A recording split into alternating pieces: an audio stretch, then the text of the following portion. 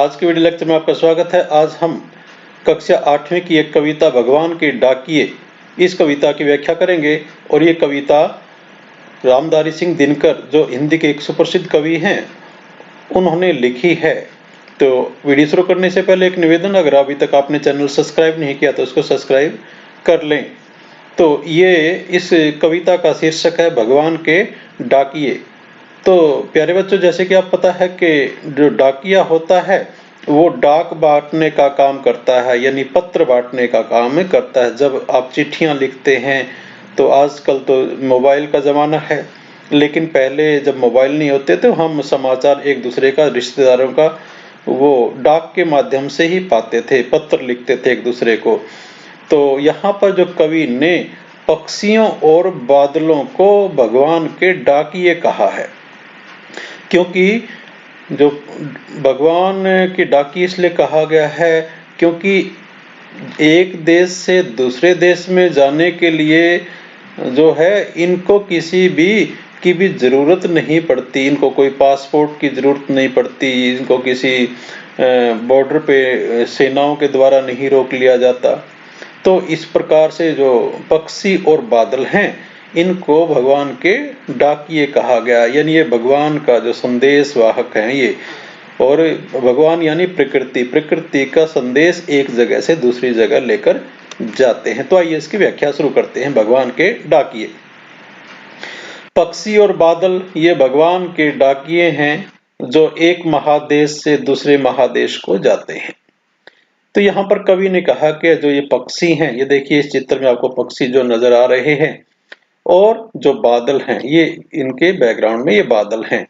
तो ये पक्षी और जो बादल हैं ये भगवान के डाकिए हैं, भगवान के संदेश वाहक हैं। डाकिए यानी संदेश वाहक हैं जो एक महादेश से दूसरे महादेश को जाते हैं। और ये कहा जाते हैं पक्षी और बादल एक महादेश, यानी कोई भी एक देश से दूसरे देश को जाते हैं। हम तो समझ नहीं पाते हैं मगर उनकी लाई चिट्ठियां पेड़ पौधे पानी और पहाड़ बांसते हैं। तो कवि कहता कि हम जो इंसान हैं वो इन जो पक्षी और जो बादल हैं ये जो संदेशा लेकर आते हैं भगवान का, वो हम इंसान उसको हम समझ नहीं पाते हैं क्योंकि हमारी समझ से बाहर हैं।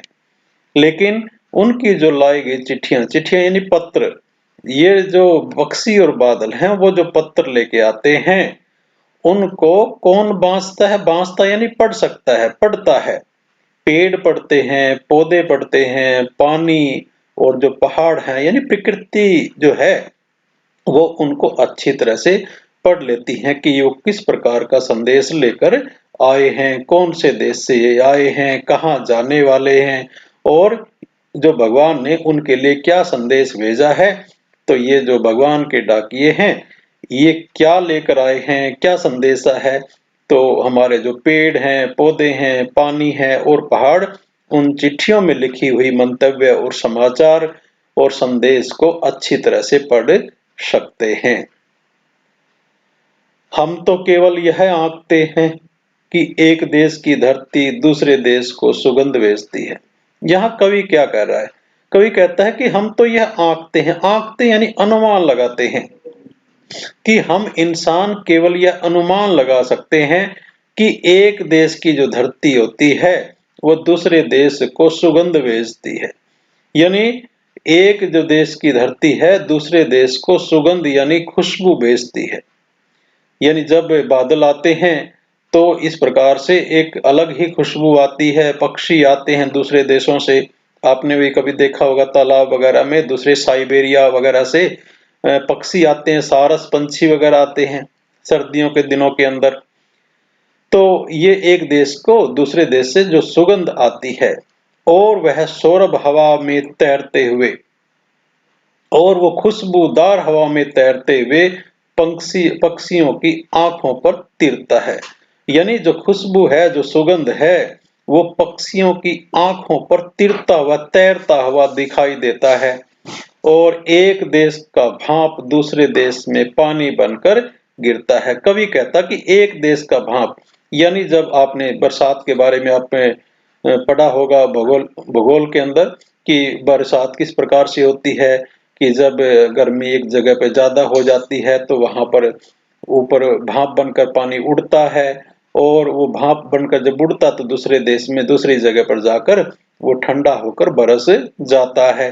तो यहाँ पर बताया गया जो भाप है, एक देश का भाप दूसरे देश में पानी बनकर गिरता है, यानी जो जो बादल बनते हैं वो जो भौगोलिक परिस्थितियां होती हैं वो किसी और देश में बनती है और वो बरसात किसी और देश में जाकर कर देते हैं, क्योंकि पक्षियों के लिए और बादलों के लिए कोई भी सीमाएं मायने नहीं रखती। उनको ये नहीं पता होता ये कौन सा देश है, उसको तो पूरी पृथ्वी अपनी ही लगती है। जिस प्रकार से भगवान के हम सभी प्राणी उसी की संतान हैं। तो यहाँ पर रामधारी सिंह दिनकर ने एक पक्षी और बादलों के माध्यम से ये बताने का प्रयास किया गया कि भगवान चाहता है कि हम सब जिस प्रकार की हमने सीमाएं और अलग अलग विभिन्नताएं ये मानव जनित पैदा कर ली हैं वो सही नहीं है। प्रकृति और ये पूरी पृथ्वी ये सब एक भगवान की ही संपत्ति है और हम उसके सब बच्चे हैं और हम सबको मिलकर रहना चाहिए। तो आज हमने ये पढ़ा भगवान के डाकिए। आशा है ये आपको पसंद आया होगा। धन्यवाद। जय हिंद, जय भारत।